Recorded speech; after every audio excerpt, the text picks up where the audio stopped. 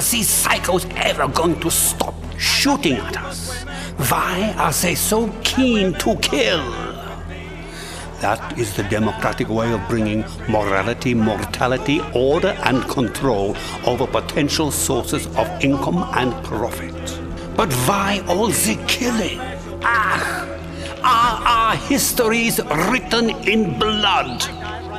The empires of democracy demand it. The tyrants of freedom must fall. The king's head must be impaled on a spike on the gates of the palace, and his people subjugated.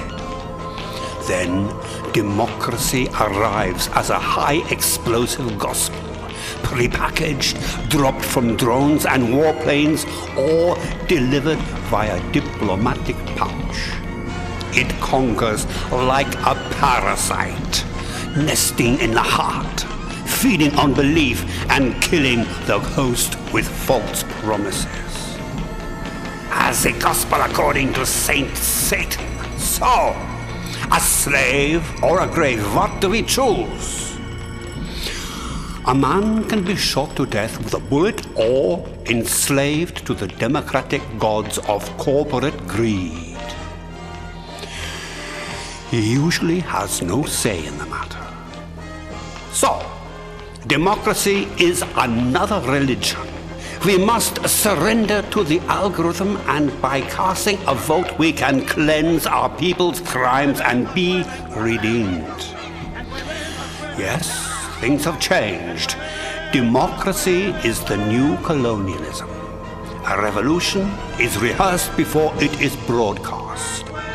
A new coup comes dressed for television. The old king disappears, replaced by a consensus candidate with a Yale degree and NATO approval. A constitution is unveiled like a luxury car. Shiny, expensive, foreign. No one reads it. It reads them. The people applaud.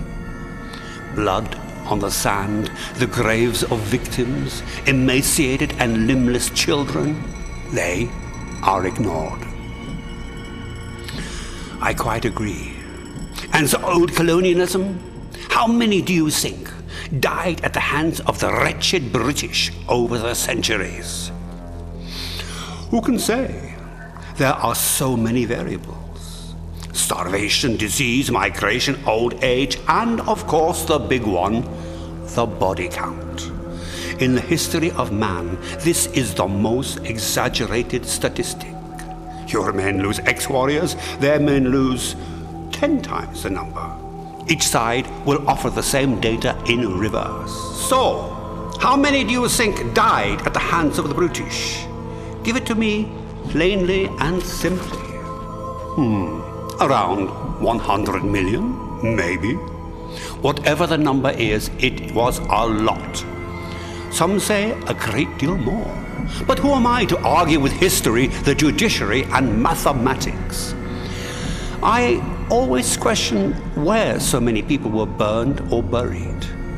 If there are around 15 kilos of solid matter in the dehydrated human body, then I wonder how high the funeral mounds must have been. As tall as the Eiffel Tower, the numbers suggest.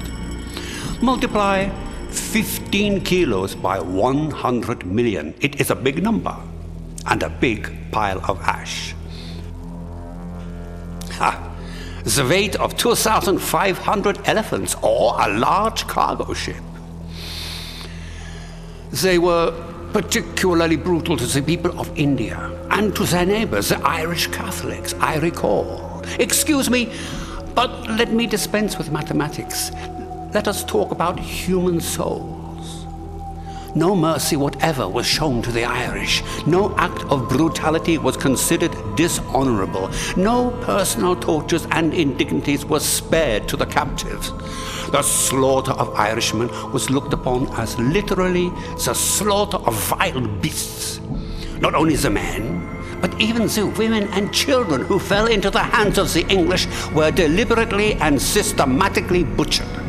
Year after year, over a great part of all Ireland, all means of human subsistence was destroyed.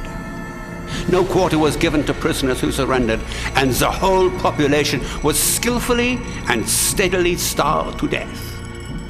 The British in their empire are a bit like the Jews in Gaza then, driven by an ideology that has been instilled into its people. Yeah, ideology, that is what gives evildoing its long sought-after justification and gives the evildoer the necessary steadfastness and determination. This is the social theory that helps to make his acts seem good instead of bad in his own and others' eyes. We are a wicked species. God damn us all. With no ideology, no collective identity, no faith, no religion, what are we? Cockroaches! But we will survive!